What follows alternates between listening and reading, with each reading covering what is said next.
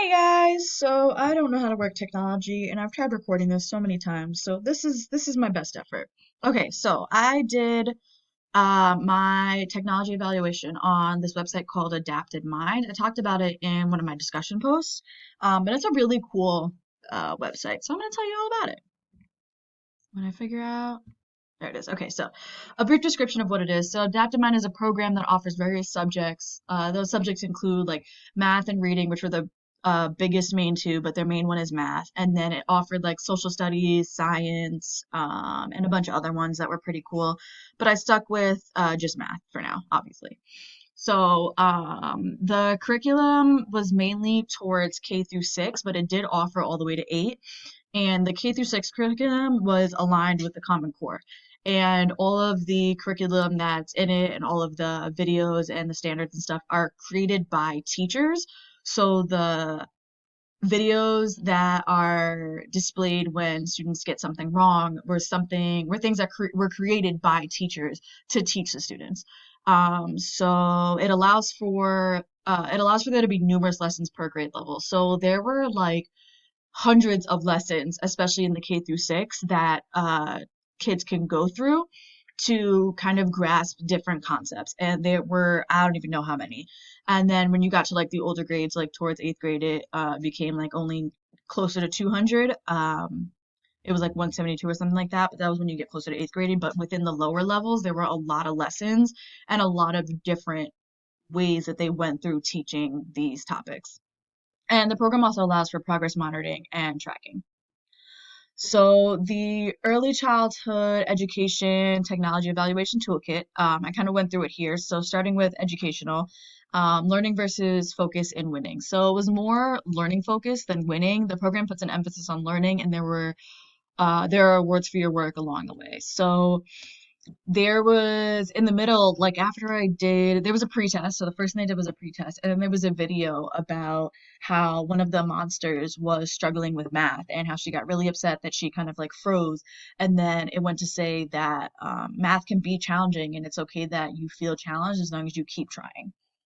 So as long as you challenge yourself and you like face that challenge and say you're going to try your best, then you're always learning and then your brain is growing. And it was a big emphasis on your brain growing.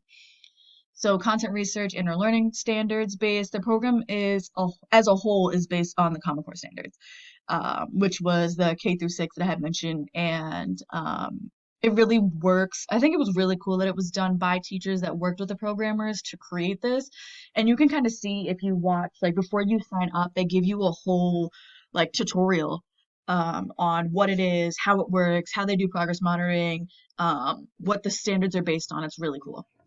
So feedback informative and it teaches. So it definitely does the feedback as soon as you get the question wrong. It says, sorry, this is wrong, but this is how you would do it. And then it gives you the option to just kind of look at the question again, and you can watch a video to see exactly how you found the answer. So for appropriate cognitive skill subject matter, the program offers a read aloud on some of the questions, which were mostly the word problem questions that it offered read alouds. Um, and that also ties to what I would consider the pre/slash non-readers being able to navigate it. It was mostly verbalized, and they would go through the questions, or they would go through and say, okay, answer this question next, or when you got it correct, it was like, wow, great job. Um, so it definitely does offer a lot of um, verbal prompts, and it's written in very large font and very easy to read font. So interesting slash appealing context, and it definitely was. The theme was monsters, and it was pretty cool. Like you go on and you get to create your own monster. They give you like a bunch of different options, and then they say like, "Wow, that's actually a pretty cool monster," and then they bring you to meet other monsters, and you're supposed to become this like master pet owner, but you have to like know all these math skills to be able to do it. So like I had touched on the pre and non-readers, and then free from bias. I would say bias would include the cost because it is $10 a month or $9.95 a month, and then each program that you want to add on. Say you wanted to add on like science. Oh, another skill that they had was like life skills, and I thought that was super super cool. Excuse me. to show kids different like life skills. They would go through how to do them and teaching them. But if you wanted to add those things on, it was $10. Um, so for people that really can't afford this, that's hard. And that is definitely a bias. And it was only in English, as far as I was aware. I didn't see any other options for different languages. So child friendly. So for simple and clear choices, I would say it's absolutely child friendly. The choices are very clear and very simple. Even when it has a open box, we have to type in the answer. There is always an I don't know option. Which was also pretty cool. So they are able to just say, I don't know. And they're like, well, that's fine. That's okay. It's okay to not know things. And they teach you how to do it. Multiple positive opportunities for success. I would definitely say yes on this one as well. If the question was wrong, there was a way to learn it. There was a way to still earn the gems. And that was when they would pull up a screen where it said, like, sorry, you didn't get this right, or whatever it said. It would give the option of watching a short video of a teacher teaching it. So I remember one of the questions that I had purposely gotten wrong was I named a circle a square and to see like what the options were when you got it wrong. And it said you can still earn a gem for watching this video of how the teacher teaches it, which is still pretty cool. So it's very geared towards learning. Um, can the child use this independently? I would say they definitely can. It's actually designed for the child to learn on their own. Like in the beginning, when I took the pretest, it was like, hey, mom or dad, um, step away. I know you want to help, but let them figure out the pretest so we can really see where their learning is. And then the child has to go through it on their own. So it's very just kind of, it tells you exactly where to click when you need to click. And it's just, as long as you have a mouse pad or a little circly thing that does the arrow thing, you're good to go. And then there were times where they say, hey, parent, come watch this video, which was with your kid and enjoy this, which was the video of the girl who was struggling with math.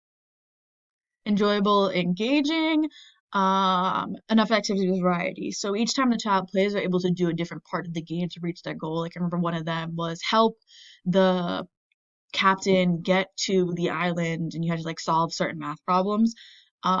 Appropriate use of awards. So the rewards come as the students complete the activity. So as they completed a certain um, amount of problems or they reached like the island that they were trying to reach to, they got these little pets and you could like customize a pet too, which was also pretty cool. I had kind of a lot of fun with that.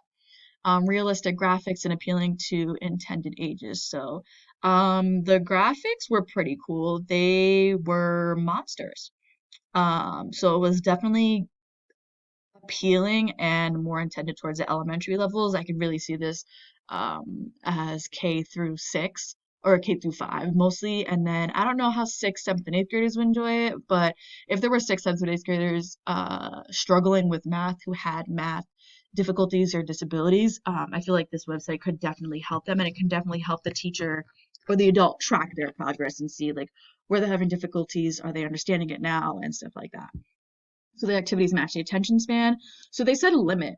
After playing for about 20 minutes, it's time to log off and go do something else. And in the tutorial or the beginning part, it also says like you should only do this for like 20 to 25 minutes a day. So once that time period is up, get off and go outside.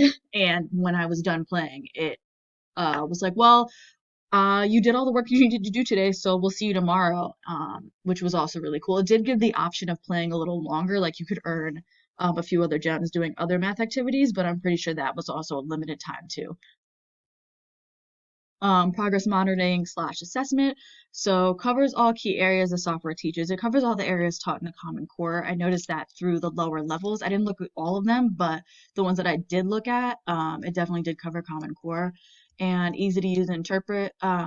The progress and the assessment is sent via email to whoever the account holder is, and it kind of comes up as like graphs and stuff like that so that you can really look and see, okay, this is what my child did today, or this is what my student did today, this is where they are, this is where they need to be, are they on the path to getting it, are they off the path a little bit, like where are they in their skills, and it sends it to you after they play each time.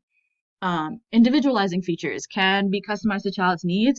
I would say it definitely can, because it's centered around the child and their progress. So each time the questions are answered correctly or incorrectly, the lesson is catered to what they learn. So if the questions are consistently answered wrong, they're going to cater it so that they're not the student is sitting there challenged with the same questions and they're not getting it. They're going to give them stuff that's going to cater to what they know and what they can do, and then challenge them from there. Allows creation of new activities.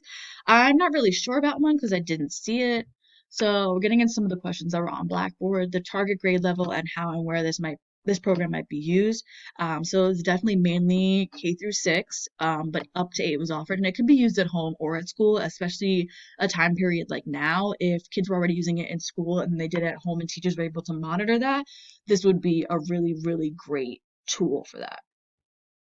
How does this program exemplify or not effective instruction for students with math difficulties?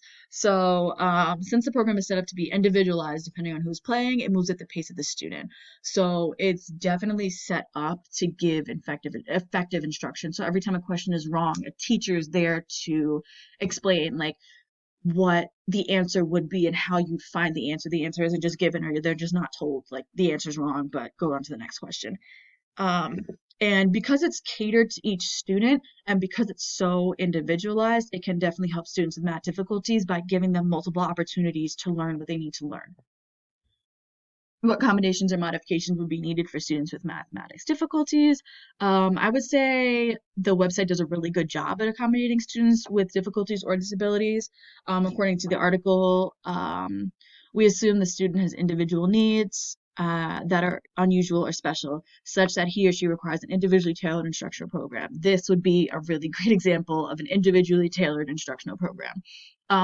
They also mentioned the importance of progress monitoring, and progress monitoring allows for teachers to see if the intervention is working. So to watch to see what they're doing, if when they go on Adapted Mind and they work on this to see, like, are they making progress? How often are they making progress? And this basically automatically collects data for you.